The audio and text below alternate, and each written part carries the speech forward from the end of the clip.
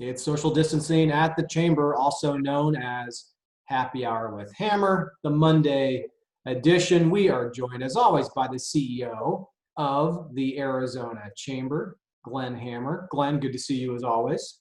Good to see you, Garrick.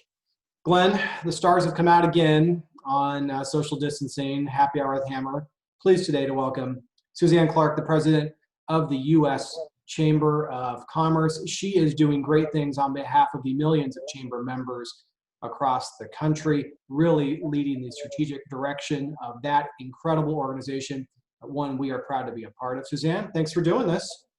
Thank you. Although if it's happy hour in Arizona at 2 o'clock, we have some sidebar conversations to have. It's tough out there. So we've moved everything up. But Suzanne, as is the tradition on the show, Glenn will take over the very intense line of questioning here. But first, he's going to say some nice things about you. Glenn, take it away. Thanks, Garrett. Well, Suzanne, I want to really thank you for being on the show. And I want to just thank you on behalf of the chambers all across the United States of America for your steady and thoughtful leadership during one of the most difficult times in our nation's history. And you've been an inspiration to all of us in how you've conducted yourself, and the material that you've helped put out has been useful for hundreds, if not thousands, of chambers and trade associations across the United States of America. And I'll just say, as one of the 3 million or so businesses that you represent at the U.S. Chamber, we're proud that you're the president of the organization. That is an awfully kind thing to say, Glenn, and I'm particularly happy to hear it from an esteemed leader from that community, from a board member, and from an important member, so thank you. I may ask you a question a little bit about the pandemic and the U.S. Chamber's leadership, but a few weeks ago, following the murder and the senseless and tragic death of George Floyd, the U.S. Chamber responded in a very thoughtful way, and they responded by announcing that there's going to be a national initiative to address inequality of opportunity. Could you maybe talk a little bit about that effort and the thinking behind getting so engaged in this endeavor? Absolutely. Well, I think, look, one of the things I like to say is that I'm a work in progress. Most people are works in progress. Most institutions are works in progress. And I think the murder of George Floyd kind of pointed to all of us that we had learning to do in this space and improvement to do in this space. And at the U.S. Chamber, we didn't want to put out a thoughts and prayers statement, but we knew we had to say something. And so we wanted to act. So we called for this national town hall, and thank you for stepping up and immediately joining the steering committee. But we now have more than 420 participants in chambers and associations from across the country for our event on June 25th. And the goal is to open, that's important, it's not a one-time event, open a conversation about what we can do to make sure the work the Arizona Chamber does, the work the U.S. Chamber does in creating opportunity, creating jobs, creating economic growth, impacts all communities. And we're doing enough work to make sure people of color are included in that work. What are the major areas of focus?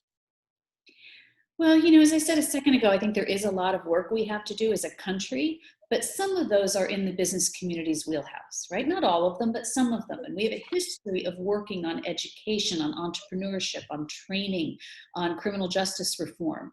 And so I think there are specific policy areas where we can make a difference. And I also think that we can help communities, chamber leaders, association leaders, business leaders share best practices in this time, share data in this time, but look for us to go where we can really have measurable progress and real action steps. And I know that the U.S. Chamber has been doing work with the WK Kellogg Foundation. Can you maybe talk a little bit about the business case for racial equity? And I noticed that today, the Wall Street Journal reported that the Federal Reserve president in Dallas mentioned the GDP that this country is leaving on the table because of the inequality of opportunity. Yeah, sure. And I think what's important about the Kellogg work is that while we're all, I think, as a country feeling this moral calling, there's also a profit calling, a GDP calling, a lifting up of all communities calling. I think for too long, maybe businesses only talked about the second one and not enough about maybe the moral cause here and learning and our own learning that we needed to do. So I think that's important to emphasize in this moment.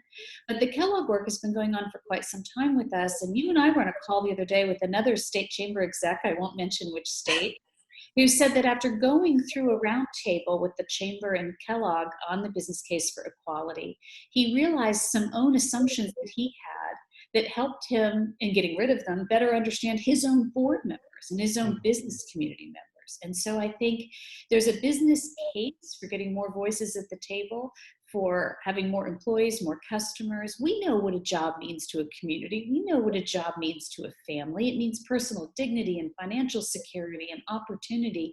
And we want as many people to have those opportunities as possible. Yeah, we saw, and I thought the statement that was put out after the last employment report was very thoughtful. We all liked that there was a pleasant surprise on the macro level with jobs created instead of destroyed, but the Black unemployment rate was still considerably higher, and really spoke to the effort and the need to make sure that the opportunity is spread for every member of our society. Look, that's right. And when you have half of working age African Americans unemployed, that's a crisis for this country. Yeah. And I know one of the areas, because at the end of the day, I know the U.S. Chamber and our chamber, our sweet spot is getting policy changed. For us, it's the state level. No one does a better job than the U.S. Chamber at the federal level. But getting a governing center has been something the U.S. Chamber has been working on, and I know you specifically have really put a lot of time on that. And I have to bring that up in part because I'm very proud of our 2 United States senators winning 2 very prestigious and new awards from the U.S. Chamber. Do you talk a little bit about the recognition that our senior senator, Senator McSally, and our junior senator, Martha McSally, just received? And I believe that they were recognized at the highest level. No, that's exactly right. Look, at the end of the day, you can't enact good policy if you don't have good policymakers, right? And what we want to see at the U.S. Chamber is people who want to come to D.C. and govern. And they want to make business priorities a priority for their citizens, for their constituents, because as we just said, that's what we believe lifts up a family and lifts up a community. And it's been a delight to see Arizona's 2 senators win this award, not because they won the award, because of all the work that went into it. And I know they've had a tremendous amount of support from you and your chamber as they have done work to help the economy grow and businesses thrive and do that work together. So yes, we honored both of them last week at the first ever award ceremony for bipartisanship.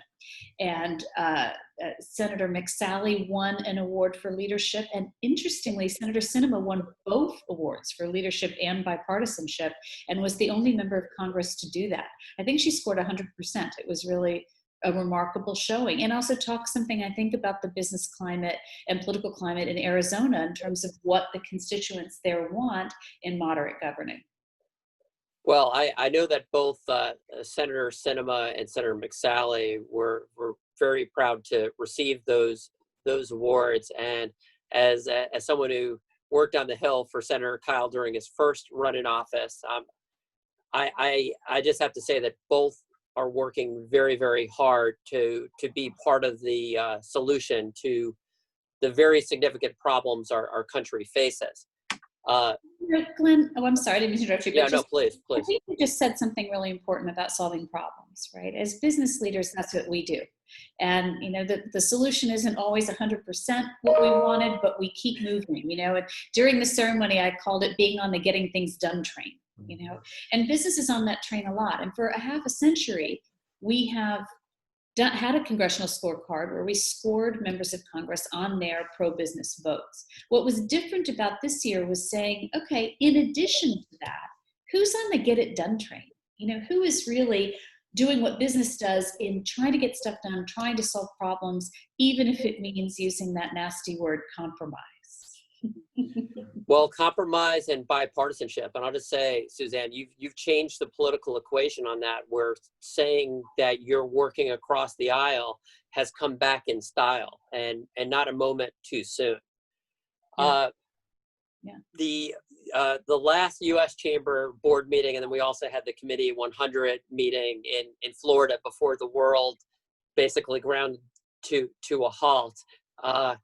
The U.S. Chamber, and even I believe at the board meeting, you had Dr. Deborah Birx speak via conference. And by the way, I won't reveal that as she was speaking, literally the rules of engagement were changing in terms of what they emailed out. But the U.S. Chamber has been just an incredible resource to chambers and businesses, particularly small businesses across the country, with the resources that you've put out, as well as the advocacy on the federal level. Can you talk a little bit about those efforts? And do you have any sense now how many times these documents have been downloaded? Sure. It's got to be a lot. Sure. I'll start by saying, I think all of us at the Arizona Chamber, at the U.S. Chamber, and in our businesses, we do our best work when we're guided by some kind of North Star, right? And in our case, there are two. One is that we were founded by a coalition of state and local chambers.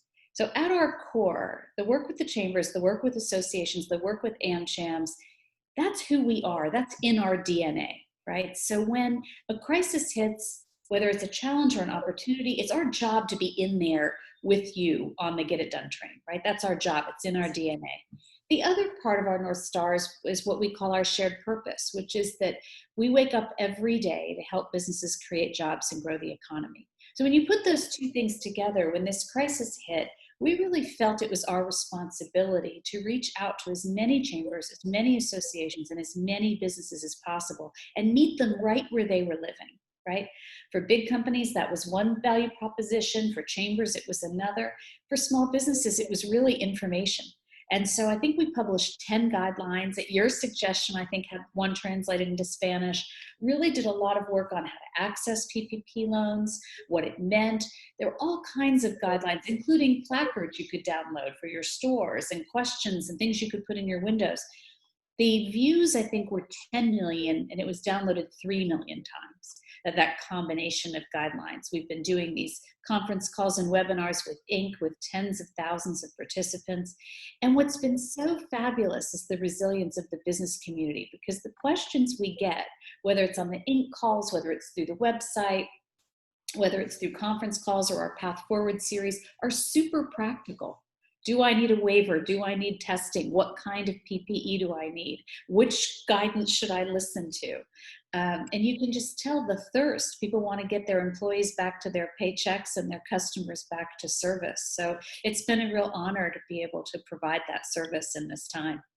Well, the work has been extraordinary. You've changed the Paycheck Protection Program, the Main Street programs, all of these as our voice in Washington. And I'll just say, Harold Kim and that whole shop on liability reform, not just our entire congressional delegation understands the importance, but I would say at this point, our entire state legislature understands that that's an important issue. So just, Suzanne, thank you for your leadership and really setting the pace for business people all across the United States to help lead this country out of this difficult time. But with your leadership, I bet at the end of the day, we're going to build a better America.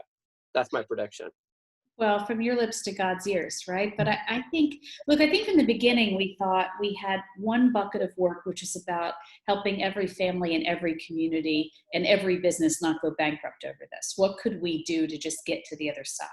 At the same time, there was a bucket of work about how to start to navigate getting back so that when the government officials said it was healthy and safe to do so, businesses were ready.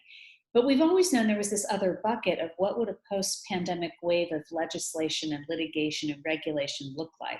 And how do we take our policy experts, legal experts, et cetera, and prepare for that, right? We know after the financial crisis and the Great Recession, we had Dodd-Frank and the creation of the CFPB. We know after 9/11, we got TRIA and the TSA. And so we know when there's a big crisis, there's a government reaction.